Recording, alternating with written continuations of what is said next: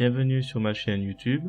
Aujourd'hui, je vais vous montrer quelques points de vigilance lorsque vous faites des GIFs animés, donc comme celui-ci. Si vous trouvez l'animation intéressante, je vous remercie dès à présent de me mettre un pouce vers le haut et de me laisser un commentaire. Et sur ce, je vous souhaite un bon visionnage. Alors, nous voici donc sur le premier projet. Donc il s'agit de cette image qui présente le groupe Facebook, l'entrée des GIMP et LibreOffice. Et l'idée c'est que en fait c'est une image qui est composée de différents calques. Donc des calques là pour le pouce qui est tout seul. Là on remarque en fait ils ont chacun, là par exemple vous avez une limite pour le pouce, pour le calque. Les autres c'est normal. Mais par exemple le texte il est tout seul. Enfin bon voilà, chaque élément est dans son environnement, dans son calque.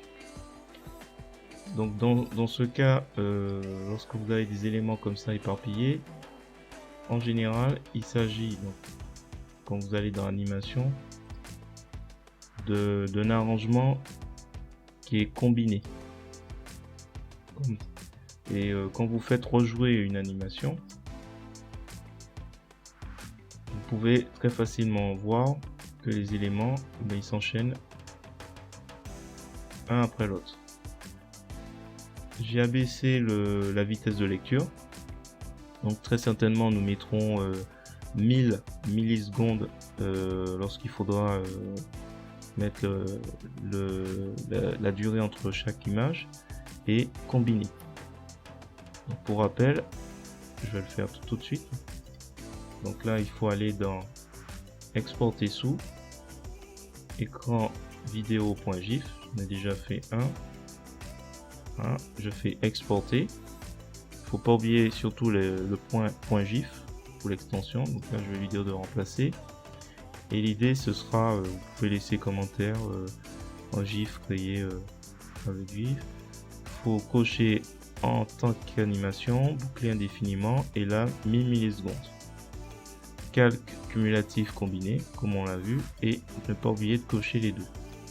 Donc faire l'export. Donc si on va voir le GIF,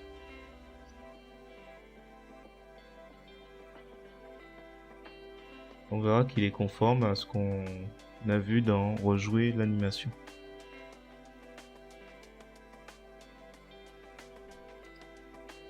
Deuxième possibilité, le décompte.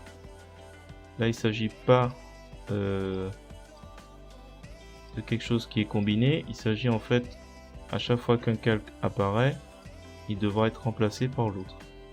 Donc là vraiment il n'y a pas une addition d'éléments. Et remarquez aussi la bordure des calques. Enfin, c'est les textes, ils ont déjà une limitation, ils sont pas au même niveau que le calque du fond blanc qui est beaucoup plus grand. Donc la bordure jaune est beaucoup plus grand que le texte. Donc si on va dans filtre, animation, rejouer l'animation et qu'on met en arrangement combiné, on va voir ce que ça donne. Donc je laisse la bonne vitesse. Donc voilà, il combine chaque calque et ça devient quelque chose de complètement illisible à la fin. Décompte. Donc là dans ce cas, il s'agit de remplacer où il y a le texte. Ils sont tous en haut puisqu'en fait ils sont pas à la même hauteur, à la même grandeur, à la même dimension que le calque fond blanc. Donc là déjà on a deux défauts. Pour pallier ce défaut et faire en sorte que ils apparaissent comme on peut le voir bien au milieu, il faudra mettre calque aux dimensions de l'image. Donc là je vais cliquer dessus. Comme ça le calque est aux mêmes dimensions que le fond blanc. Il faudra veiller aussi que la couleur d'arrière-plan correspond au fond que vous avez mis. Et ainsi comme ça, on va faire quelques-uns juste, on va faire les trois premiers pour que vous voyez la différence. Voilà, calque aux dimensions d'image. Alors, calque aux dimensions d'image, on va aller tous les faire comme ça, on verra tout de suite la différence. Donc à chaque fois, on s'arrange pour que le calque soit à la dimension, aux dimensions de l'image. image qui est beaucoup plus grande que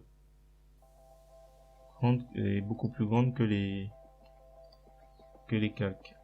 Donc animation, rejouer l'animation, on va voir la différence. Donc là, remplacer, on joue, et là on voit que. Alors maintenant, si on veut le fond blanc, il faudra cliquer et demander à supprimer le canal alpha. Comme ça, en fait, il remet la couleur d'arrière-plan. Je vais le faire, il n'y en a que 10, c'est pas...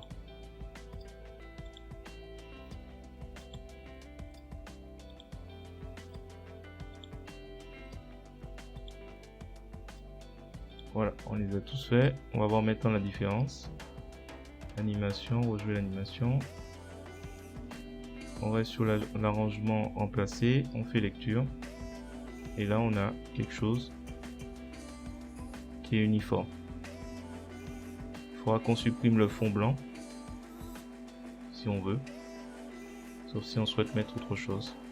Un signe, peu importe. Voilà. Alors, je vais faire un export. Donc là, c'est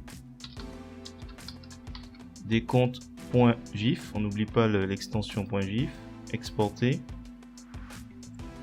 Là, boucler indéfiniment. On coche donc en tant qu'animation, boucler indéfiniment. Je laisse toujours 1000 millisecondes. Par contre, là, l'arrangement sera remplacé. Je coche les deux puisque ce sera deux éléments et j'exporte. Et on va voir la différence. Donc là, on a des comptes. Là, c'est terminé. Si vous avez trouvé ce tuto intéressant, je vous remercie de me laisser un pouce vers le haut et de me laisser un commentaire. N'hésitez pas à vous abonner si ce n'est pas déjà le cas. Et je vous dis à bientôt.